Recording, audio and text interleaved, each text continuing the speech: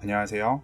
B급 책방을 운영하는 저는 책방 주인 B급하치입니다. 지난주에 알린 대로 오늘은 유발 하라리 인류 3부작 나눠 읽기를 시작하는 날입니다. 인류 3부작 중에서 먼저 시작할 책은 가장 먼저 출간된 사피엔스입니다. 오늘 설명할 내용은 사피엔스의 제1장 인지혁명인데요. 책은 역사의 진로를 형성한 것은 세계의 혁명이었다. 7만 년 전 일어난 인지혁명은 역사의 시작을 알렸다라고 말합니다. 후에 다룰 농업혁명, 과학혁명과 함께 세계혁명으로 불린 인지혁명, 가장 먼저 그 정체를 알아보는 것으로 이번 시리즈를 시작합니다. 135억 년 전 빅뱅으로 우주가 탄생하고 38억 년 전에 생물이 탄생한 지구, 그 시간에서 인간이 차지한 비중은 약 250만 년으로 그다지 크지 않습니다. 같은 시기에 있었던 다른 생물체와 비교해도 한참 뒤처지는 생물인 인간, 그들이 행한 관계 형성이나 권력 경쟁은 다른 동물들에게서도 흔히 관찰할 수 있는 현상이었습니다. 인지혁명 이전, 선사시대 인류는 생물체 사이에서 그다지 중요치 않은 동물이었으며 주변 환경에 별 영향을 미치지 못하는 종이었습니다. 책에 따르면 그들은 고릴라, 반딧불이, 해파리보다도 딱히 더 두드러지지 않았습니다. 물론 두드러지지 않았다고 하는들 원시 인류는 꾸준히 발전했습니다. 대표적으로 큰 뇌, 직립보행, 불 등이 있는데요. 앞서 말한 세 요소는 오늘날 인간을 정점에 오르게 해준 것으로 알려져 있습니다. 하지만 책은 여기에서 다른 의견을 냅니다. 큰 뇌는 필요 이상으로 에너지를 낭비하는 장기였으며 직립보행은 도구 사용이나 사회적 능력 향상이라는 선물도 줬지만 동시에 또 다른 사회 문제를 안겨다 주기도 했습니다. 심지어 이 세계 중에 정점이라고 말하는 불을 사용한 이후에도 인간의 위치는 정점이 아니라 아직까지는 그 주변부에 머물러 있던 게 사실입니다. 이전보다 많은 것을 할 수 있었지만 인간 전체 생태계에서는 여전히 변방이었습니다. 인지혁명 이전에도 호모사피엔스가 존재한 건 사실이지만 겨우 아프리카 한쪽 구석에서 자기 앞가림을 했을 뿐이며 더욱이 유일한 인간종도 아니었습니다. 네안데르탈린 같은 다른 종도 현 유럽 지역에 거주하고 있었죠. 심지어 큰 뇌나 불을 사용하는 것은 사피엔스가 아닌 다른 인간종에게서도 발견할 수 있는 사항이었습니다. 인지혁명 이전 시기까지 사피엔스를 다른 인간종과 비교했을 때는 독특하게 우월하지 않았다는 말입니다. 거대 영장류과에 속한 한 종에 불과했습니다. 그런데 약 7만 년 전을 기점으로 사피엔스 종은 아라비아 반도를 거쳐 유라시아 대륙까지 폭발적으로 퍼져나갔습니다. 이와 동시에 다른 인간종은 사라지기 시작했죠. 사피엔스는 이 과정에서 두 가지 가능성을 제시합니다. 하나는 사피엔스가 더 우수한 기술과 사회적 기능을 이용해서 자기 종으로 동화시켰을 가능성, 다른 하나는 경쟁 그 자체로 폭력과 대량 학살을 일으켰을 가능성이 있습니다. 둘 중에 무엇이 맞는지 책은 장담하지 않지만 지난 1만 년간 호모사피엔스는 유일한 인간종이 되었습니다. 이어지는 내용에서는 약 7만 년 전부터 1만 년 전 사이를 추적하는 일을 시작하려고 합니다. 이미 사피엔스는 인지혁명이 시작되기 전인 약 10만 년 전 네안데르탈린에게 패배한 전력이 있습니다.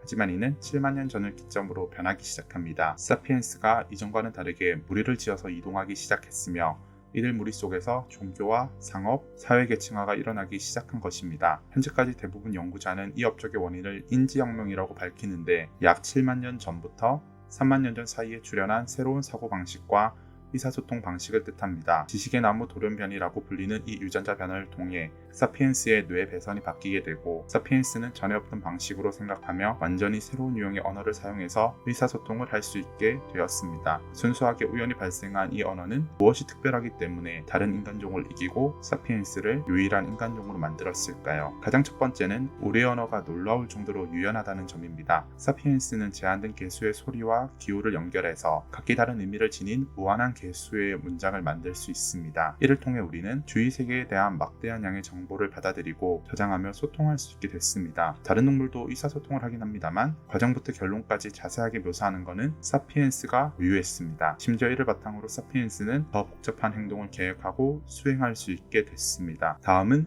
사피엔스의 언어가 소문을 이야기하고 수다를 떨기 위해서 진화했다는 이론입니다. 호모사피엔스는 다른 어떤 동물보다 사회적 동물이며 이를 바탕으로 한 사회적 협력은 우리의 생존과 번식에서 핵심 역할을 수행했습니다. 다른 유인원종이 가지지 못한 뒷담화 능력으로 사피엔스는 다른 인간종보다 앞서 나가기 시작합니다. 이전에는 몇십 명에 불과했던 무리가 더 큰 무리로 발전하기 시작한 것입니다. 아직까지는 최대 150명이라는 숫자로 제한되기 때문에 한계가 분명했습니다. 이를 한 번 더 확장시킨 것은 전혀 존재하지 않는 것에 대한 정보를 전달하는 능력이었습니다. 책에 따르면 지금까지 직접 보거나 만지거나 냄새 맡지 못한 것에 대해 마음껏 이야기할 수 있는 존재는 사피엔스뿐입니다. 전설, 신화, 신, 종교는 인지혁명과 함께 처음 등장했습니다. 동물이나 다른 인간종이 조심해 라고 단순하게 말하는 점에 그쳤다면 사피엔스는 타자는 우리 종족의 수호령이다 라고 허구를 말할 수 있었습니다. 이 점이 바로 막대한 양의 정보를 공유하거나 뒷담화로 큰 무리를 만드는 것보다 더욱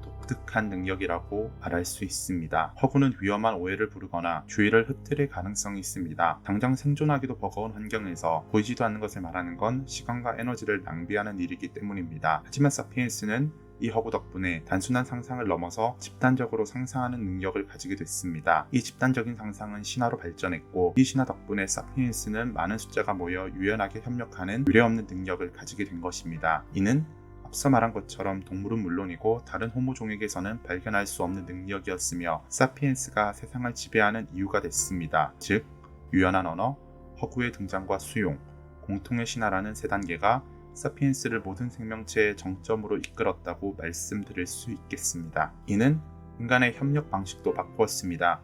호모사피엔스는 위 모든 과정을 포함하는 인지혁명 이후 필요의 변화에 따라 발맞춰 행동을 신속하게 바꿀 수 있는 능력을 갖추게 됐습니다. 이는 사피엔스의 행태가 유전적 혁명이라는 교통체증을 우회해서 문화혁명이라는 고속도로로 바꾸는 계기가 됩니다. 동물이나 다른 인간종은 물려받는 유전자에 크게 영향을 받기 때문에 변화까지 상당히 많은 시간을 필요로 합니다. 하지만 문화혁명을 얻은 사피엔스는 행태를 신속하게 바꾸고 새로운 행태를 유전자나 환경의 변화 없이도 미래 세대에 전달할 수 있게 됐습니다. 이로 인해 책은 인지혁명을 기점으로 역사와 생물학이 분리됐다고 말합니다.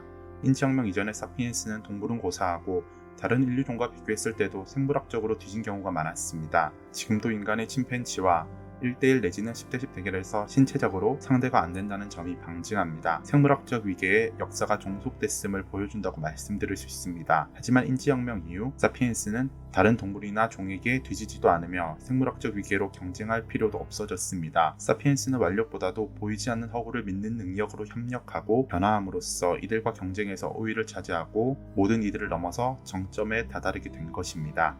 오늘은 유발 하라리 인류 3부작 나눠 읽기 첫 번째 영상으로 사피엔스 일부 인지혁명을 영상으로 만들었습니다. 다만 오늘 영상은 인지혁명에서 중요하다고 생각한 별로 중요치 않은 동물과 지식의 나무장을 위주로 설명했습니다. 아담과 이브가 보낸 어느 날이나 대홍수는 앞선 큰 줄기의 세부 내용이라고 판단해서 일부러 제외했습니다. 앞선 두 장만 하더라도 일부인 인지혁명을 이해하는 데 부족함이 없을 거라고 판단했기 때문입니다. 남은 장을 다루지 않겠다고 못 박지는 않겠습니다. 아담과 이브가 보낸 어느 날과 대홍수를 다시 읽고 중요하다고 판단하면 해당 내용도 보충 영상을 만들도록 하겠습니다.